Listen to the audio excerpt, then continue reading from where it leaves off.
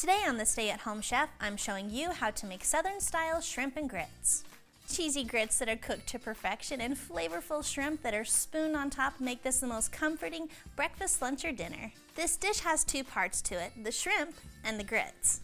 The grits take the most time to cook, so I like to get them started right away. And to do so, we're gonna head over to the stove. In a large to medium pot, add in 2 cups of water, 2 cups of chicken broth, and a teaspoon of kosher salt. Bring that to a boil over medium-high heat and add in 1 cup of uncooked grits. Stir that immediately to avoid clumping. Turn the heat to low and let the grits simmer for 30 to 35 minutes.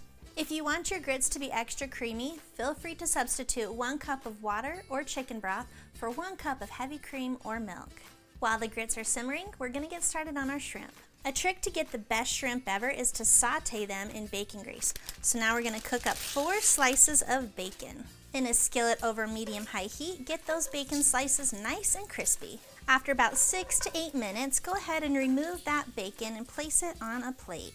Spoon out all but 2 tablespoons of that bacon grease. Add to the pan 2 tablespoons of minced garlic, a half a bunch of green onions, which is about 1/3 of a cup, and 1 pound of peeled deveined shrimp. Saute until the shrimp is fully cooked and pink based on the size of the shrimp you use. That can take anywhere from like 4 to 8 minutes. Remove that from the heat and you're gonna drizzle that with juice from 1 lemon, hot sauce to your liking, and then go ahead and stir to coat the shrimp.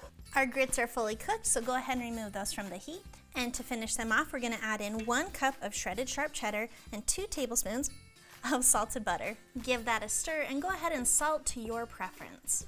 Ladle some grits into the bowl, add that shrimp on top, crumble up some bacon and green onions, and you are ready to eat.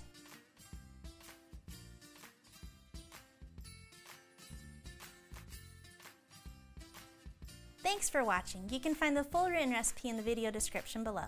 Be sure to check out thestayathomechef.com where you can find hundreds of restaurant quality recipes you can easily make at home. We'll see you later.